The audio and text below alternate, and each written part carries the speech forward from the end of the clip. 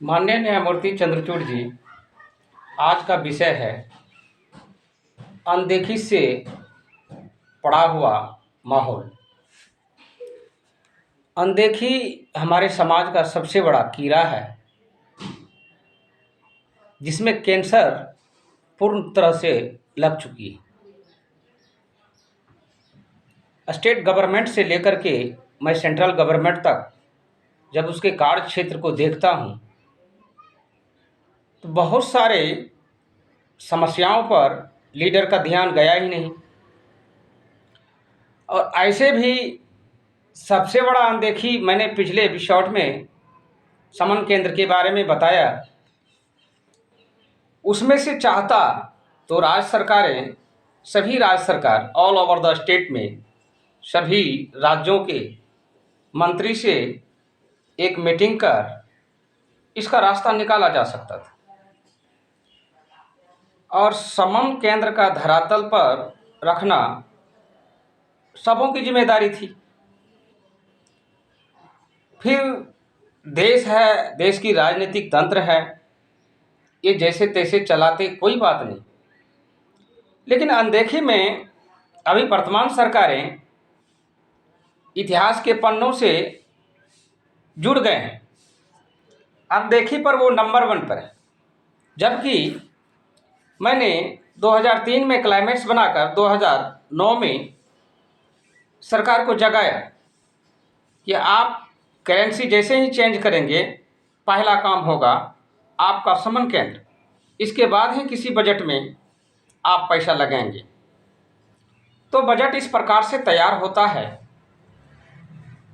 Socialism के आधार से नहीं बल्कि बिजनेस पर्पस से।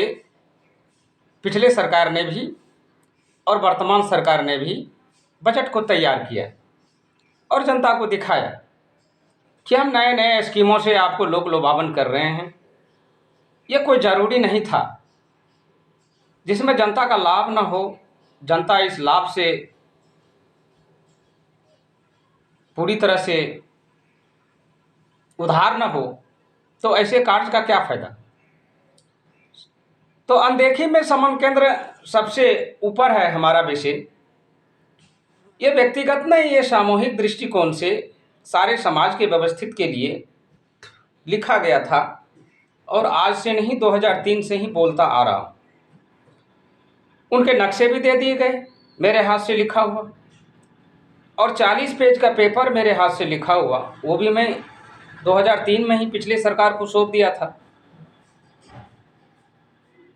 तो ये अनदेखी आप न्यायालय पीठ को इसीलिए सुना रहा हूँ और सौंप रहा हूँ कि अब जो मैं देश के ऊपर पीएम बनाने जा रहा हूँ, उनका भी पहला काम यही होगा, समन केंद्र। इसके बाद ही किसी पर ध्यान दिया जाएगा किसी कार्य क्षेत्र में। और अनदेखी में सेंट्रल सरकार में ऐसे ऐसे मंत्री हैं जो गधे की चाल से भी बदतर हैं। इतनी हम लोगों पर कर्ज लदे हुए हैं, फिर भी चुनाव का खर्चा और तमाम चीज़ के खर्चाओं को देखा जाए, बजट में शामिल किया जाए, तब प्रति व्यक्ति 3.5 लाख के एवरेज में कर्जा है एक व्यक्ति को। तो 3.5 लाख रुपये कर्जा एक व्यक्ति को है।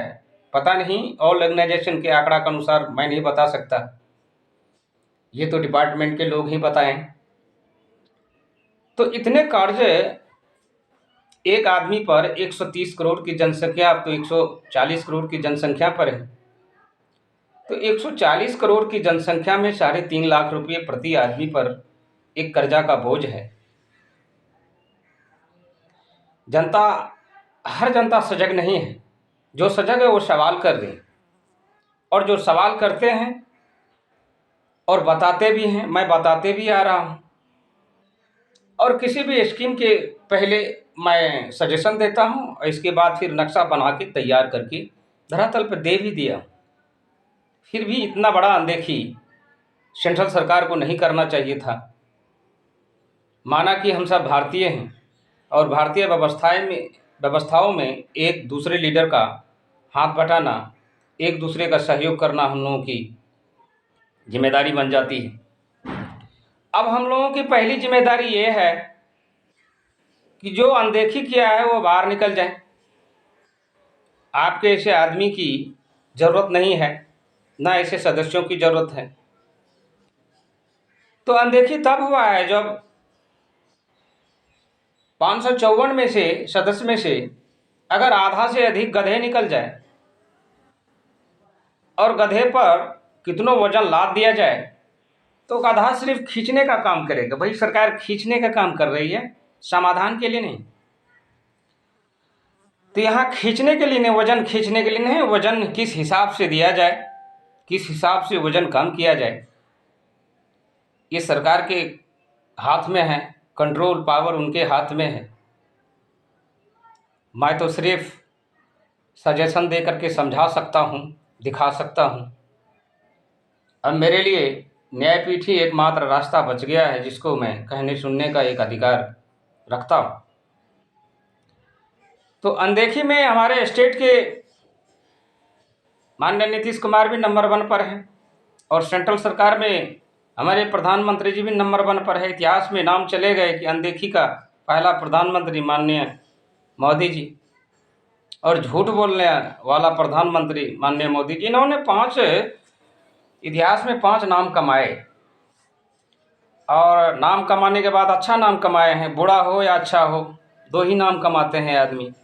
2 तरह के व्यक्ति होता है, और संसार भी 2 चीज़ पर टिका हुआ होता है, यहाँ से लेके वहाँ तक।